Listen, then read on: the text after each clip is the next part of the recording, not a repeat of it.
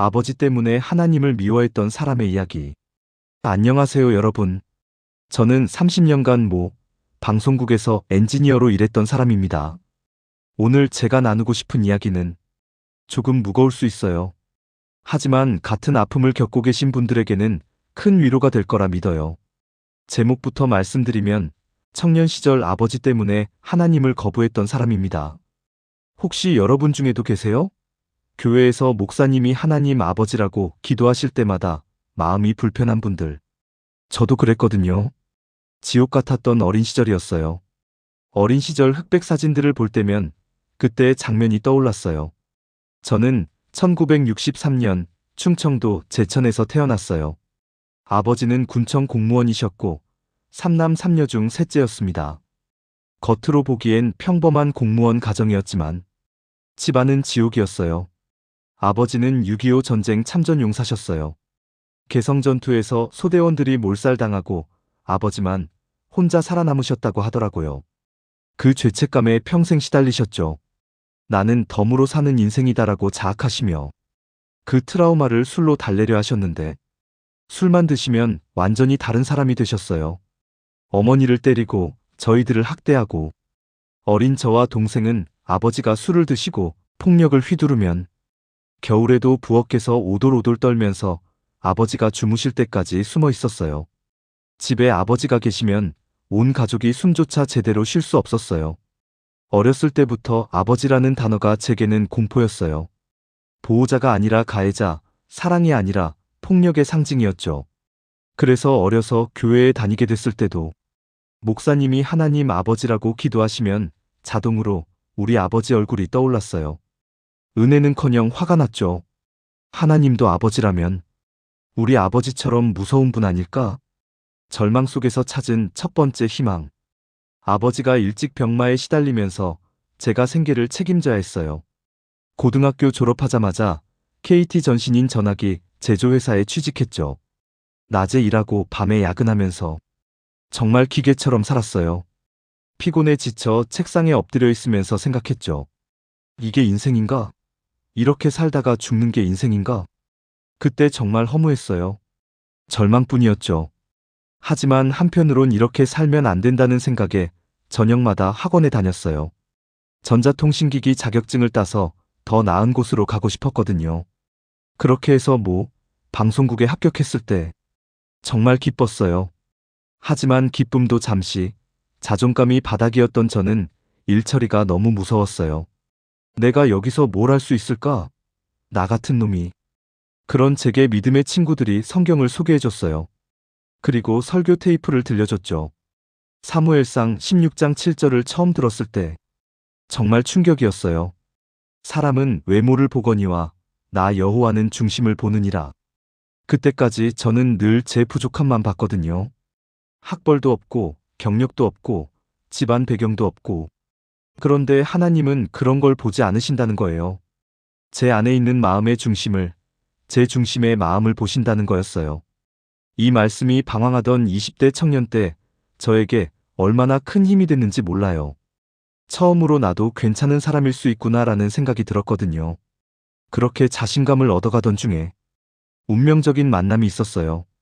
시위 현장 취재를 마치고 돌아오는데 문화행사 오픈 취재를 하라는 지시를 받았죠. 그때 안내를 해준 분이 지금의 제 아내예요. 첫눈에 예뻤지만 더 중요한 건 믿음이 있고 아름다운 인생관을 가진 여성이었어요. 이 사람과 결혼하면 행복할 것 같다는 생각이 들었죠. 하지만 신혼의 기쁨도 잠시였어요. 직장 생활이 정말 고통스러웠거든요. 제가 맡은 일이 사건 사고 현장을 다니는 거였어요. 저는 정말 악한 사람이었어요. 시위 현장, 화재 현장, 각종 사건들. 솔직히 말하면 화재 신고가 들어오면 특종에 대한 욕심이 생겨서 남들보다 더 빨리, 더 생생하게 불에 타오르는 장면을 기대하며 현장으로 달려갔어요. 사건이 크고 극적이어야 뉴스가 되니까요. 차 안에서 현장으로 가면서도 불길이 더 높이 올라 있길, 현장이 더 생생하길 바라는 정말 악한 마음이었죠. 그런 일을 하다 보니까 제 마음이 점점 메말라 갔어요. 집에 와서도 불평불만을 쏟아내고 아이들이 마음에 안 들면 폭언을 하고 아내와 다투고 어릴 때부터 다짐했었어요. 나는 절대로 아버지와 같은 삶을 살지 않을 것이다라고. 교회는 다녔지만 회사의 회식 자리에 자연스럽게 술잔이 오고 가게 되었고, 그런데 술을 마시면 저도 아내에게 폭언을 하고 다투게 되더라고요. 어느 날 문득 거울을 보는데 그 안에 우리 아버지가 있었어요. 목소리도 표정도 행동도 제가 그렇게 싫어했던 아버지를 그대로 닮아가고 있더라고요. 그때 정말 무서웠어요. 아, 내가 우리 아버지가 되어가고 있구나. 회개를 정말 많이 했죠. 한편으론 아파트 평수 늘리고 차 바꾸고 하는 일에 열심내기도 했지만 그것도 가슴속 텅 빈 구석을 채워주지 못했어요. 그럼에도 한편으론 직장에서 틈난 나면 목사님의 설교 테이프를 자주 들었어요. 출퇴근 때도 매일 들었죠. 요한복음 8장 11절 말씀이 제 마음을 찔렀어요. 나도 너를 정죄하지 아니하노니 가서 다시는 죄를 범하지 말라.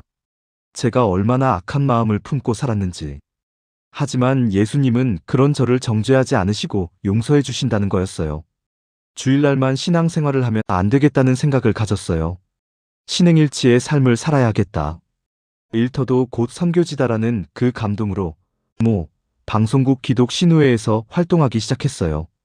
월요일 아침 기도 모임, 화요 성경 공부, 수요일 보도국 신우회, 목요일 성경 통독, 금요일엔 목사님들 초빙해서 말씀을 듣는 시간을 가졌어요.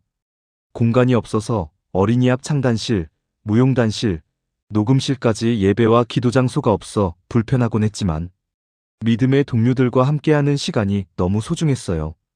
특히 제가 이렇게 변한 건 이전엔 저보다 잘난 사람을 미워했어요. 저는 스펙도 없고 능력도 없고 그렇다고 머리가 좋은 편도 아닙니다. 그런데 제가 가르쳤던 후배가 저보다 먼저 진급하면 시기하고 미워했는데 이제는 그들의 영적 상태를 위해 기도했습니다. 방송 제작자들을 건강하게 해주시어 시청자들에게 좋은 방송을 만들어달라고 말입니다. 선한 영향력을 끼치게 해서 행복한 사회를 만들어달라고 기도하게 된 거예요. 그런데 몇 년 후 저희 가정에 큰 시련이 찾아왔어요. 아들이 아프게 된 거예요. 아들이 잠을 못 자고 불안해하는 것이었습니다. 점점 그렇게 공부에 열정이던 아이가 의욕을 잃어버리는 거예요. 밤마다 뒤척이고 예전처럼 책상에 앉아있지도 못하고 처음엔 왜 하나님이 이런 시련을 주실까 원망스러웠어요. 그런데 이상하게도 그 시련을 통해서 저희 가족이 더 가까워졌어요. 아들 회복을 위해 함께 기도하고 시간이 날 때마다 산에 올랐어요. 아들이 비틀비틀하며 한 걸음씩 오르는 모습을 보면서 그동안 제가 놓쳤던 게 뭔지 알았어요. 아, 내가 아들의 속도에 맞춰서 기다려본 적이 언제였지?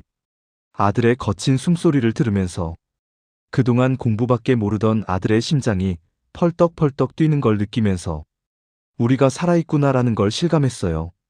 그리고 결정적인 순간이 왔어요. 고린도후서 5장 17절 말씀이었죠. 그런즉 누구든지 그리스도 안에 있으면 새로운 피조물이라 이전 것은 지나갔으니 보라 새 것이 되었도다. 제 안에 깊숙이 저를 괴롭혔던 것. 그건 제가 내면 깊숙이 육신의 아버지를 용서하지 못했던 거였어요. 그런데 어느 날 목사님께서 저에게 말씀을 주셨어요.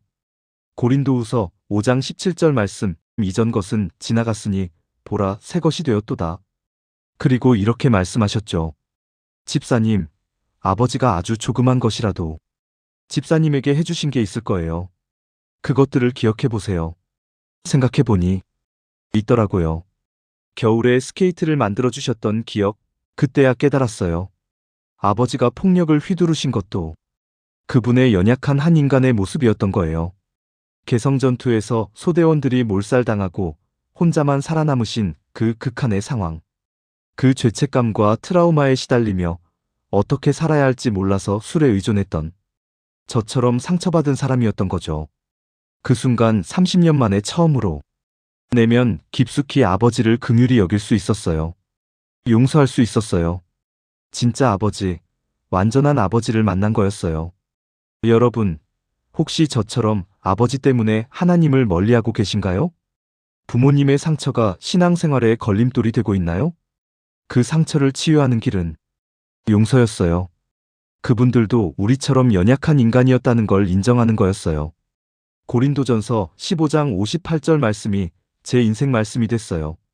그러므로 내 사랑하는 형제들아 견고하며 흔들리지 말며 항상 주의 일에 더욱 힘쓰는 자들이 되라. 이는 너희 수고가 주 안에서 헛되지 아니함이라. 이제 저는 캠퍼스에서 상처받은 학생들에게 복음을 전하고 있어요. 여러분도 상처를 치유의 통로로 사용하시길 바랍니다. 여러분의 인생에도 같은 은혜가 임하기를 기도합니다. 저는 연약했지만 주님의 은혜로 다시 일어설 수 있었습니다. 오늘도 우리에게 필요한 것은 세상이 주는 육신의 성공이 아니라 예수님을 붙드는 믿음입니다. 여러분도 믿음으로 한 걸음을 내디디시길 축복합니다. 끝까지 함께 해주셔서 감사합니다. 빛과 소망 채널은 앞으로도 은혜와 기쁜 소식을 이어가겠습니다.